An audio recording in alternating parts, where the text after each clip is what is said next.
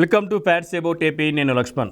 ఎన్నికలు సమీపిస్తున్న వేళ ప్రభుత్వాలన్నీ ఓట్ ఆన్ అకౌంట్ బడ్జెట్ని ప్రవేశపెడుతుంటారు.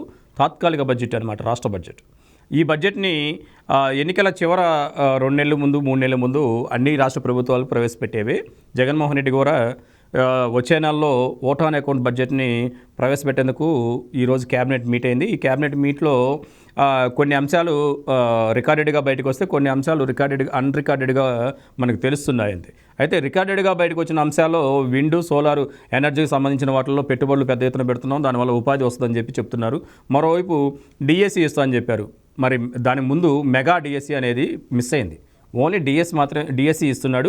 ఆ డిఎస్సిలో కూడా 6,000 చిల్లర పోస్టులు ఏదో భర్తీ చేస్తామని చెప్తున్నారు. కానీ 2019 ఎన్నికల్లో దాదాపు 25,000 డిఎస్సి పోస్టులు, ఉపాధ్యాయ పోస్టులను డిఎస్సి నోటిఫికేషన్ ద్వారా భర్తీ చేస్తామని చెప్పిన జగన్మోహన్ రెడ్డి గారు దాన్ని ఊసేయలేదు.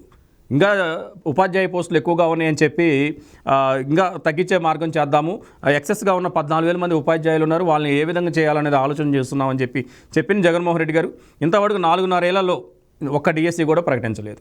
మెగా డిఎస్సి ఇస్తా అని చెప్పిన వ్యక్తి కంటతుడుపుగా ఎన్నికల ముందు యువతని మభ్యపెట్టే విధంగా ఇప్పుడు డిఎస్సి ఇస్తున్నారు. అది కూడా 6,000 పోస్టులకు సంబంధించి. మరోవైపు ఉచిత ప్రయాణం పైన ఆలోచనలు చేస్తున్నారంట. మహిళలకు ఉచిత ప్రయాణం చేయాలని చెప్పి. ఎందుకంటే కర్ణాటకలో, తెలంగాణలో బాగా వర్కౌట్ అయిన మంచి ఆదరణ పొందుతున్న పథకం మహిళలకు ఆర్టీసీ బస్సులో ఉచిత ప్రయాణం. దానిపైన కూడా ఇప్పుడు ఆలోచిస్తున్నారు. చూడండి, ఎన్నికల తాయిలాలు, ఎన్నికల్లో ఓటర్లని మరోసారి మాయ చేసి మభ్యపెడతానికి జగన్మోహన్ రెడ్డి గారు వేస్తున్న అడుగులు ఇప్పుడు మనకి సుస్పష్టంగా కనిపిస్తున్న పరిస్థితి. 2019లో ఆయన అధికారంలో రావడానికి ఎన్ని హామీలు ఇచ్చారో అందరూ చూశారు.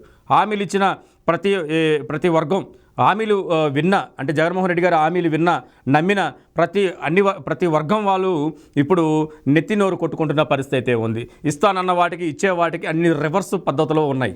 ఎందుకంటే ఉద్యోగులకి ఎన్ని హామీలు, ఎన్ని వరాలు ప్రకటించారు. సిపిఎస్ రద్దు చేస్తున్నారు. అది అడిగితే వాళ్ళపైన కేసులు పెట్టిన పరిస్థితి అయితే ఉంది. మరోవైపు మెగా డిఎస్సి అన్నాడు. దాదాపు ప్రభుత్వంలోని అన్ని శాఖల్లో 2,30,000 పోస్టులు ఖాళీగా ఉన్నాయి, వాటన్నిటిని నేను భర్తీ చేస్తానని చెప్పన్నాడు. సచివాలయాలు పెట్టి కంటతుడుపుగా ఏదో కొన్ని యువతకి ఉద్యోగాలు కల్పించని చెప్పుకుంటూ వస్తున్నారు. అదేవిధంగా అన్ని వర్గాల వాళ్ళని ఈ విధంగా మోసం చేస్తూ జగన్మోహన్ రెడ్డి గారు మరొక మోసానికి ఈరోజు క్యాబినెట్ సమావేశం వేదికగా మరో మోసానికి తెరదీశారు. అదే ఈ తాయిలాలు అని చెప్పి సోషల్ మీడియా వేదికగా పెద్ద ఎత్తున నెటిజన్లు ఆగ్రహం వ్యక్తం చేస్తున్న పరిస్థితి జగన్మోహన్ రెడ్డి గారి ప్రభుత్వం మీద కనిపిస్తుంది. జగన్మోహన్ రెడ్డి గారు చెప్పేదానికి చేసేదానికి అస్సలు పొంతన ఉండదు. చెప్పేదానికి రివర్సే తప్ప వేరేది ఏముండదు. మనం ఆయన చెప్పిన దాన్ని రివర్స్గా ఆలోచిస్తేనే అది ఆయన యొక్క కుట్రలు, ఆయన యొక్క ఆలోచనలు బయటకు వస్తాయన్నది చాలా స్పష్టంగా అనేక సందర్భాల ఉదాహరణలతో బయటపడ్డ పరిస్థితి అయితే ఉంది.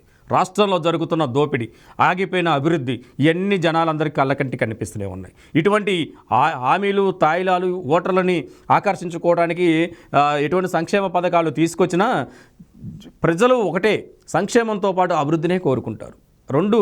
రెండు కళ్ళు లాంటివి అన్నమాట. ఆ 2 కళ్ళలో ఒక కన్నును బొడి చేసేసేసి, ఒక కన్నును సర్వనాశనం చేసేసి, ఒక వ్యవస్థని పూర్తిగా కుప్పగూల్చే విధంగా చేసి, సంక్షేమ పథకాలు ఇంట్లో కూర్చొని బటన్ నొక్కితే ఆటోమేటిక్గా ట్రాన్స్పరెంట్గా డబ్బులు అకౌంట్లో పడిపోతున్నాయి, ప్రజలందరూ నా వైపే ఉంటున్నారంటాం జగన్మోహన్ రెడ్డి గారి అవివేకానికి పెద్ద నిదర్శనం. రియల్లీ చెప్పాలంటే ఆయన క్లియర్గా అర్థం చేసుకున్నట్టయితే కాంట్రాక్టర్లు ఈ విధంగా రోడ్డును పడరు, కాంట్రాక్టర్లు ఈ విధంగా భిక్షాటన చేసుకోరు, కాంట్రాక్టర్లు పక్క రాష్ట్రాలకు పారిపోరు. ఎందుకంటే ఎన్ని వేల కోట్ల రూపాయలు కాంట్రాక్టర్లు చెల్లించాల్సిన బిల్లులు ఆగిపోయాయో తెలుసా?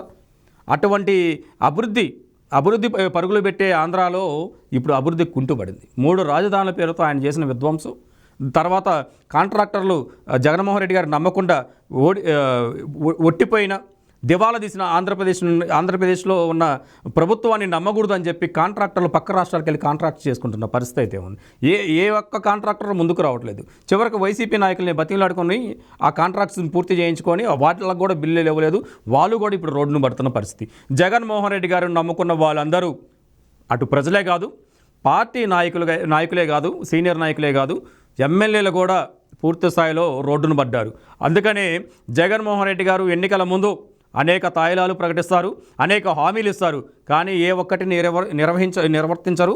ఏ ఒక్కటి నిర్వర్తించకపోగా దానికి రివర్స్ చేస్తారు.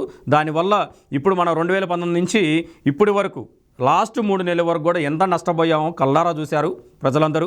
బాగా బుద్ధి వచ్చింది నమ్మి ఓటు వేసినందుకు. మరో 30 ఏళ్ళు మనం వెనకపోయాం. అన్ని సర్వేలు, ఆర్థిక సర్వేలు అయితే, సామాజిక సర్వేలు అయితే, అభివృద్ధి పరంగా గణాంకాలు అయితేనేమి, మొత్తం 30 ఏళ్ళు ఆంధ్రప్రదేశ్ వెనక్కపోయింది. మరో 30 ఏళ్ళు కష్టపడ్డా కానీ ఈ ఆంధ్రప్రదేశ్ను మనం బాగు చేయలేము అన్న ఒక విధానానికి అన్ని సర్వేలు చెప్తున్న సత్యాలు అవన్నీ డాక్యుమెంట్ ఎవిడెన్స్ కూడా ఉన్నాయి.